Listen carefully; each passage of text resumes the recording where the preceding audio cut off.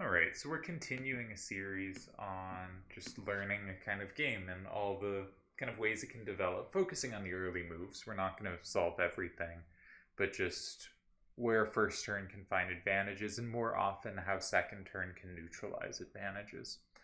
And I think in the end, the real goal of this is to find ways to find starters where it's not easy to neutralize what you're doing, and also find rules on second turn of how to most straightforwardly neutralize the things first turn is doing. So in the first video, I talked about how one hand's an FF8 hand, one hand's an FFTactics hand. Hopefully that makes it much easier to remember these hands, to hold them in your head, that you can play these out with yourself. You could, for instance, say, okay, let's just put a random starter on board, and hopefully really quickly with the rules we're giving or the guidelines we're giving, find a good response that it shouldn't be that hard to find your way to, ideally, depending on the line, sometimes a tie, but often massive pressure or even a forced win against some starters. Last time we also talked about how incidental plus walls often determine a matchup. Here, the FFTactics hand lines up really well against the FF8 hand. The FF8 hand has 3 A's going left and right, and the A5-9-5 does well there quite a lot. The 8-7s play well against the 9s, and the 8s being side to side never get plus walled by anything in the FF8 hand, which they would if they were up and down. The 7s up and down never get hit, which they would if they were side to side, right? There's all the plus walls, kind of incidental ones, not like, you make a hand with, say, a 6-6-8-8 or a 5-5-9-9. You know you're covering certain 10s. But this is stuff of much less like the main things the card are doing. But they all happen to line up in the FFTactics hand's favor. Like the 7 and 3s pick off 6s for plus walls in a lot of lines. This is obviously like not the core thing you're building a hand to do, but it happens to do them really well here and has an advantage in the matchup. And I think that is useful because if you look at the cards, I think FF8's, the hand is generally a little more powerful and arguably a little better synergy with itself, but it does poorly in this matchup. And that is worth spending some time thinking about why that is and how that could be useful in terms of building counter hands. In the first video, we talked about corners that a player could play and wasn't able to recap both ways, and concluded we basically just want to take them. They're locked in, that's great. And if for some reason that doesn't appeal, the next best option is an adjacent corner attacking the strong side and continuing to not give them away to take the strong side, the side that they are not capable of taking already. So today we're going to start and maybe finish, I don't know how far I'm going to get, talking about another type of sacrificial starter. Again, these don't really get played because they're just terrible, but I think it's worth covering. But specifically side starters where they cannot retake from both corners. Side starters where someone cannot retake from 5 are very common. For instance, a starter like this is seen quite a bit, right? A 10 facing towards 5. But this is specifically one that cannot be retaken from another corner. And here we kind of follow the same thing. It's good to take the card, but even more than that, when they have so much trouble taking it back, and also with A5-9-5 we can take from 7 and they can't retake, we kind of just want to take safety in 9. And that's going to be the standard against this, is it's nice when we take their card, but if we can just grab safety next to it, that's a huge advantage. So obviously A8-7-3 makes more sense than A5-9-5 because it's nice to keep this capture. It turns out after A5-9-5 they need to find this move to hold the tie, which makes some sense as it locks in 8 and threatens 6, but is still kind of an absolute miracle that it holds the tie. But instead A8-7-3 just wins the game. For instance, against the same move, we just keep grabbing safety, and unlike if we had played the cards in reverse order, this flips 5, which is actually not free to flip back for the FF8 player here. And so this wins by force. Another thing I wanted to show was if we played this way, this is the only move that takes 8, but we are not safe ourselves. This is also very dangerous for them. For instance, if they take immediately, we can just combo back and we win. And if they take this way, I believe we can also combo back and win, though maybe they have this here. So this one's more complicated. Maybe this holds. I'll have the solver tell me rather than spend a while thinking. No, this loses too, but why? It loses because we have this plus and 5. Yeah, I should have seen that.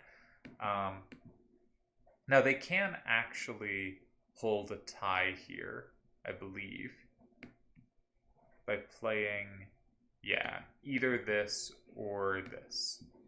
And I think this gets to a useful thing. One is, when we play a 9, it is better to be safe ourselves than to flip 8. Even though 8 is hard for them to flip back, we will be able to play against 8, right? We have pressure against 8, and it is useful to just lock in 9. And the second piece is, fundamentally, this is a really important setup type, where there are 3 cards in a line in one of the edge rows, and one of them is safe and 2 are vulnerable. And it sort of can be summarized as, the first turn player has a safe card, but is down 6-4. The second turn player has captured an extra card, and is, in this instance, not particularly vulnerable to combo. I guess 1 and 6 is threatened, but that doesn't need to be the case. But the more important part is, they have 2 cards to defend, right? They're only going to be able to block in one of those cards this turn, and first turn will have another card to attack and potentially lock in. And I think these kinds of positions tend to be kind of balanced, right? That even though, like, the starter looks pretty terrible, and it looks like we're behind here, and all we can do is, grab one little bit of safety, with 2 different cards we're threatening to attack, that's usually sufficient compensation. And I think these positions tend to be maybe a little advantage on average for second turn, but usually pretty holdable. And we will be seeing a lot of examples where they do hold, and some examples where they don't. But I think more often than not, this kind of, I have 1 safe card and 2 targets to attack, but I am behind.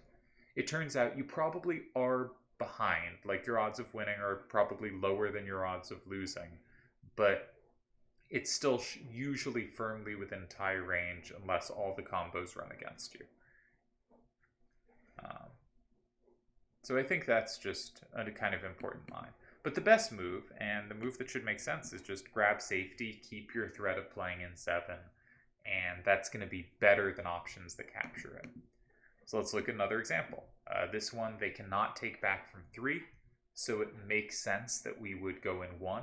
We know that going safely is on average going to be better than capturing with something high facing out that is not safe. So it should be completely unsurprising that this move is actually a win.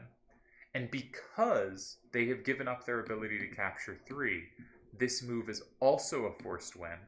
And even this move is a forced win. Specifically because we have combo play against this either way.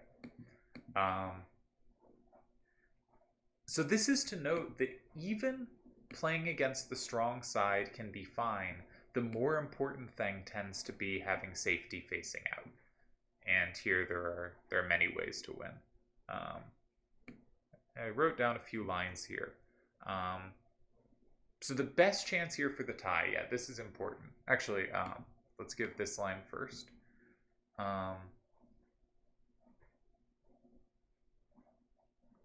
6-9-8-4-1 is the best try, right? And this is pretty similar to our last line, right?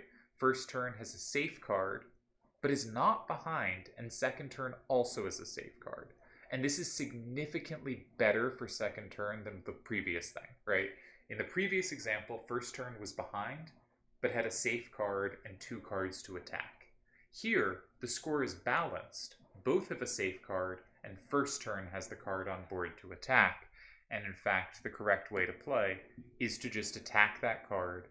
And if in these positions where there's a weak number facing towards 5 and both grab safety, if second turn can play a card in 5 that is difficult to combo, I feel like I'm saying everything badly today. Sorry if I'm just saying things very ineloquently. But if second turn has a card to put in 5 that captures there, that first turn does not have combo play against, not only is that going to be an advantage, we're going to see so many lines where that's winning on the spot. And so another example, after a5-9-5 here, we know if they capture its combos, so the best try looks like it should be 6-9-a4 and 1. And again, finding the right card to put in 5 is going to be the winning concept.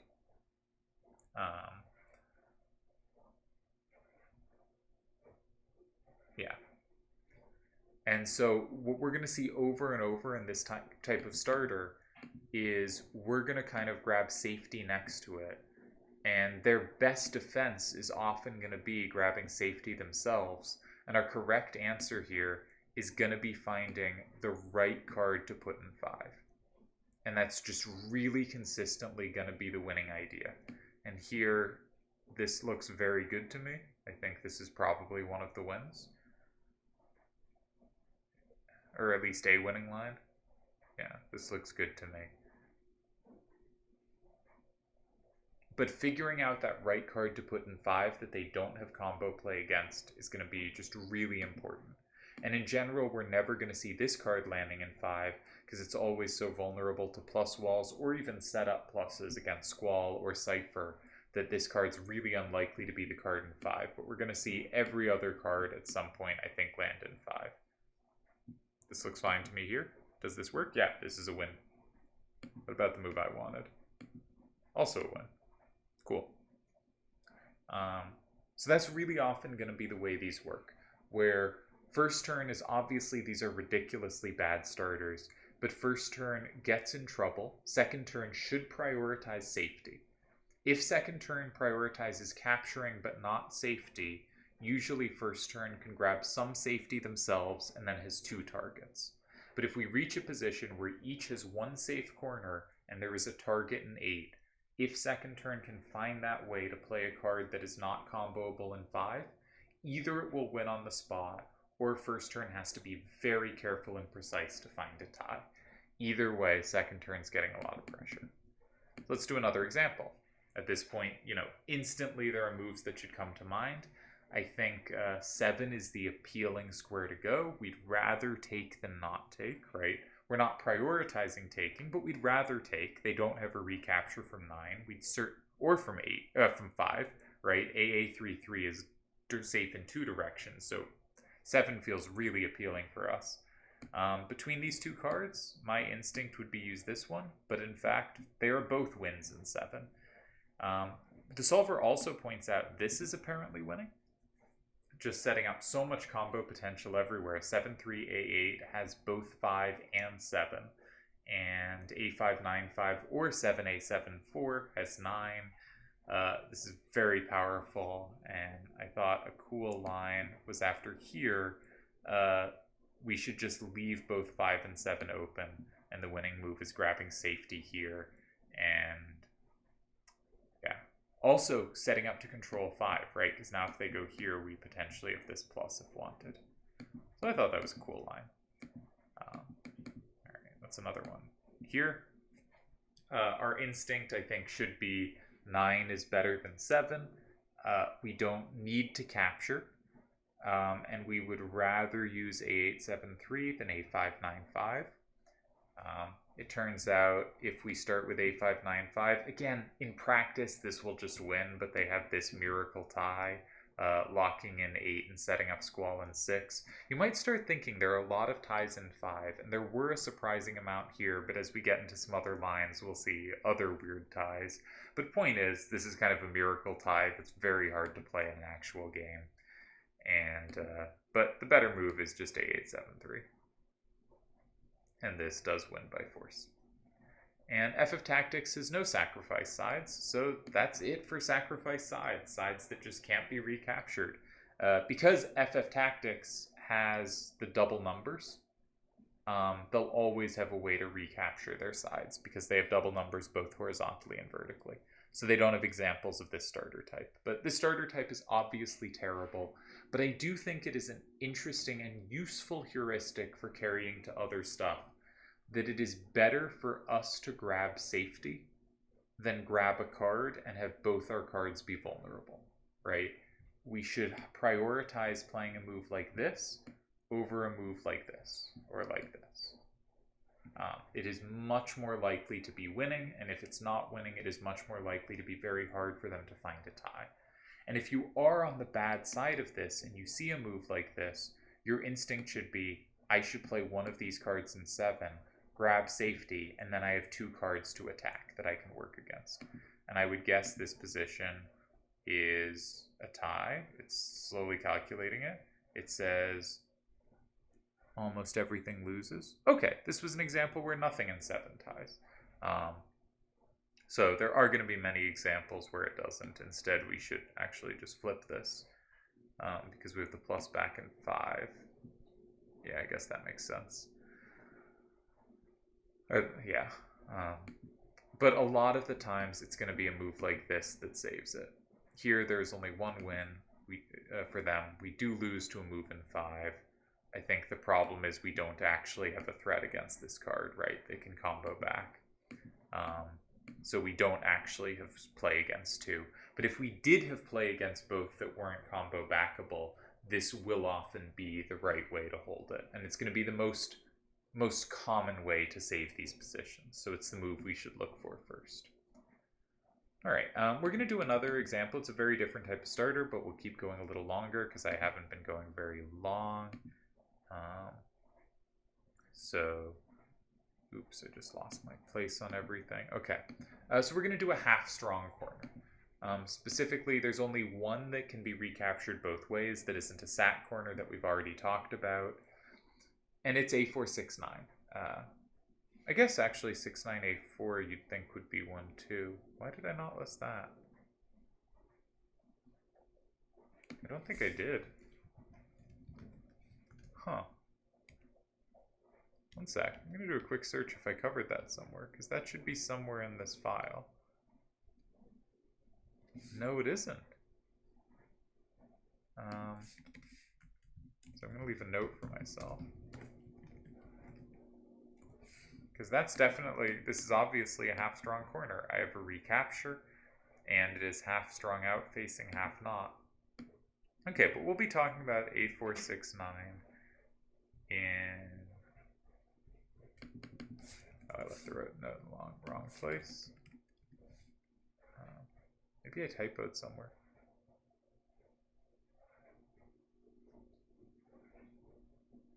Anyways, we're going to be talking about A4, 6, 9, and 7. And I think in general, when we see something like this, right, we have captures in 8, we do not have captures in 4. I think the best moves in general are going to be options that either set us up to be able to capture the strong side, or to just capture the weak side immediately and remove it from the board. And so if we run every move through the solver and just look for the moves with the fewest ties, this is what this ends up coming out with, is the moves that apply the most pressure and that most of their moves lose in response, is to either set up against them or to take immediately.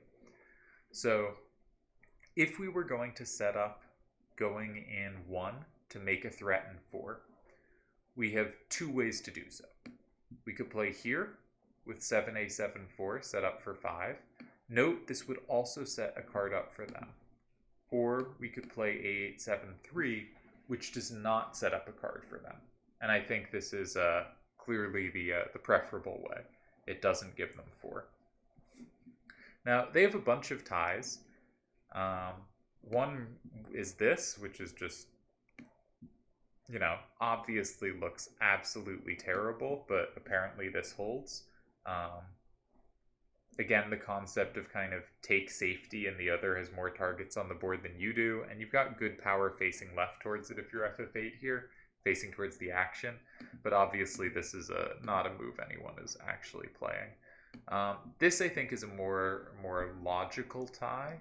It's a little uncomfortable. We can apply a little pressure, but it's the kind of move that a person used to the FF8 hand may well find.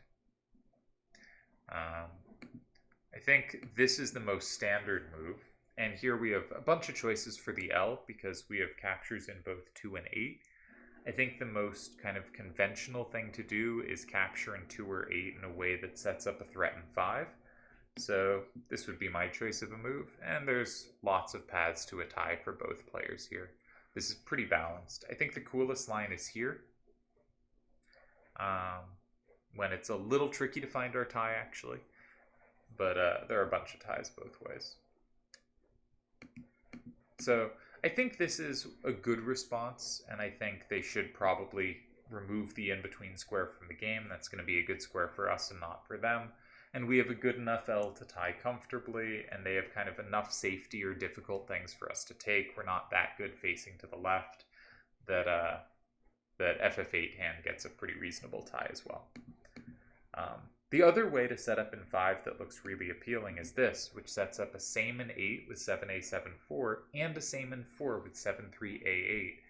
And in fact, both these sames are pretty good because our opponent does not have ways to either capture them back or capture them back safely. And again, there are a couple ways to tie. One way is this, kind of the big synergy FF8 hand play does in fact hold. There's also this apparently ties. Blocking 8 ties, right? Our bigger threat is 7A7-4 and 8 than the same in 4 because it has harder out facing stuff to deal with.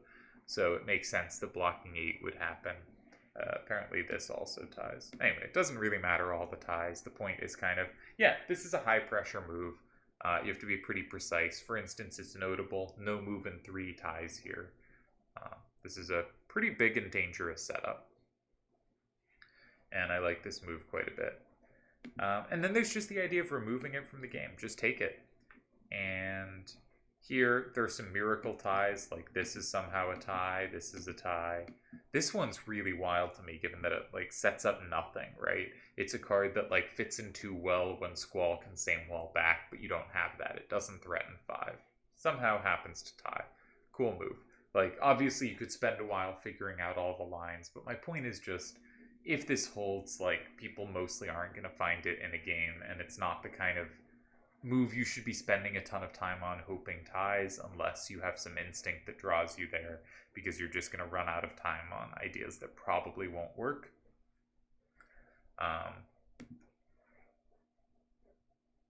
It's hard to go in 9 just because that's covered. This apparently does tie, but obviously this is a tough move to play. Fundamentally, it is the second turn player that is a safe card and the first turn player that is 2 vulnerable cards. So this is clearly going to be tricky to hold. Note, if the first turn player goes in 9 with safety, we have that situation where both players have a safe card facing out, and the second turn player either has the in-between card or can take it easily in the situations we've been looking at today. And the winning move is likely to be something blocking in that middle card. And indeed, in this position, apparently this is a winning move, which looks slightly risky because of potential combos, but the FF8 hand really is so little combo play against what FFTactics is doing. Also this works, which is, I think, the more human move. And this move is the most standard and logical move. But after 7A7-4 and 1, which is safe, it's actually pretty dangerous because this does not work, right? You get comboed really hard. This, however, does hold. So it's not a win, but it is pressure. And taking an 8 can be a useful thing, and we have another way to take an 8 with A5-9-5 that's also quite good. And here, again, first turn has to be really careful. They have nothing in 5. The only tie is this here. And anytime there's only one tie and it's a move that looks a little similar to some others, there is reasonable chance even very good players will screw up. So I guess that's it for today's one. I do feel I was a bit haphazard today. It's late. But I think one thing is the kind of, if there's 3 cards in a row and 1 is safe and 2 are vulnerable, that 1 safe card is worth a lot.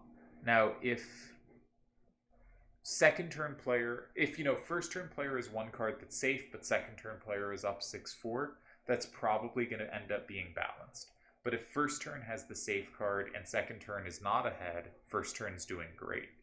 If second turn has the safe card, they can't be behind because one card on board is enough to have them tied. They're probably doing very well, and if they have any extra cards, even better. But I think a general principle of if there are two vulnerable cards on board for them, and I can play a safe card myself, I'm probably doing enough to tie here, even if I'm, down 6-4, as long as I have some attacks on the cards on board. And sometimes you don't. Sometimes they have combos against everything, and we saw one line like that where it didn't work. But yeah, I think that's a sort of useful thing to have a quick evaluation of. It does depend on the combo potential quite a lot, but if you have a sense for who combo potential favors, then that's going to be a useful heuristic for like, oh, I played a starter, they took it, I realized I have trouble taking back, what should I do? Often the answer is, well, if you can slide into a safe square next to it, that's going to be the best you can do, even if it doesn't flip anything back. And often playing the safe move is better than the capture. Not always, though.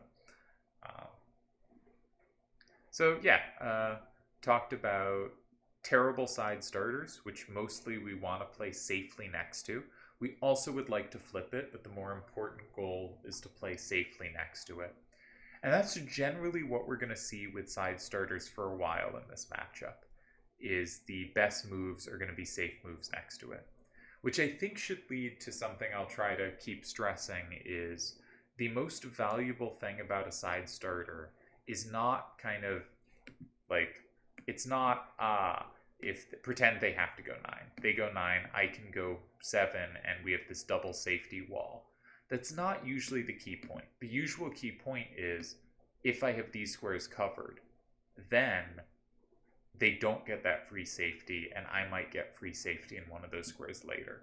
The most important justification of a side starter, I believe, is control of the squares next to it, not ability to play yourself in the squares next to it. And these hands aren't really built to do that. I'll get to this a while later, but I think some hands that are built purely to do that end up really overcommitting to that and end up kind of incapable of doing anything other than that plan, and that plan isn't actually that amazing a plan. So I think actually the place this comes up most is multi-level sets. For instance, imagine a set where you have one level 8 allowed, right? And say you weren't allowed 9-9 corners or something. So their hand is likely going to have 1-9 maximum in it. They're going to have a 9 facing one direction. And you're going to have a 9 facing one direction. Say your 9 is facing up. If you start in 2, and they don't happen to have a 9 facing down, which most of the time they will not, they're not going to have safety in 1 or 3. Again, combo potential can change stuff. But if that's the case, then a 2 starter could be really strong because they don't have that way to play safely. And if they try for it, you're going to be able to lock in cards. And also, we'll get more into this later, I think, even if this is not a multi-level hand, but you can often get rid of a card you don't really want in the side square while using a higher level card that you can keep in your hand longer to control those squares around it. And I think that's where side squares are most effective. A good game to check out would be the Clan League game between Chickeny and Delial, that Delial won with a really nice side starter on a split level set. I think that's kind of the platonic ideal of what you want out of a side starter, is get rid of a card that genuinely can pose little problems for the opponent, even though it's the lowest level and weakest card in your hand, but also with complete control of the squares next to it, making it really hard for the opponent to do things comfortably. And I think Delial won an absolutely brilliant game there. That is a nice instance of what you're trying to do with that kind of starter. So we're going to end up going through all 90 possible starters, 45 for each player. Today just did some FF8s. Next time we'll do some FFTactics. And a lot of these starters are just going to be bad moves we're going to punish. but hopefully we can develop some kind of clear heuristics for what we're trying to do and get a sense both of like what's the first thing we should look for against a starter, what's the thing it's most likely to concede, but also if these are the things that are, you know, most common to concede and most dangerous to concede, how can we choose starters that aren't allowing these things, right?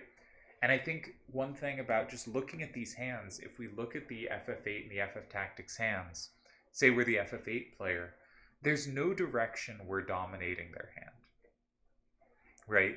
We don't have a 10 that's unopposed in any direction, right? We have two 10s facing up, but it's not like they don't have a 10 facing down, right? We each have 10s in every direction, and we don't have the double numbers to dominate 10s.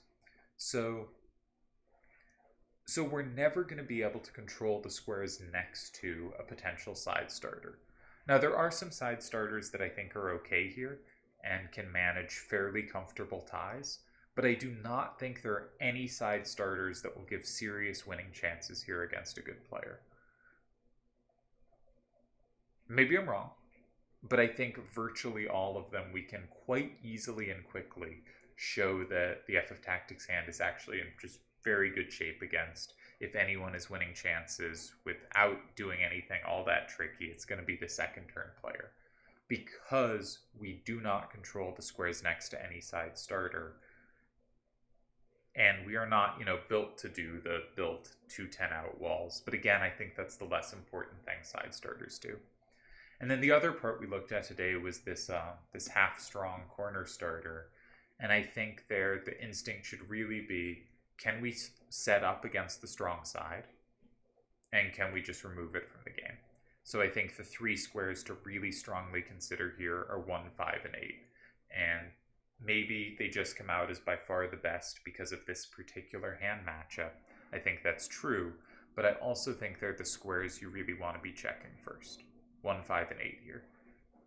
And spending time on other squares before you've considered 1, 5, and 8 is probably going to be inefficiently spent time. And that doesn't mean there can't be good moves in 2, 3, 6, 9 here, or I guess even 4. Though I think 4 is pretty bad here. But because it's so easy for them to play an 8 and lock stuff in. The hand is well built to do that.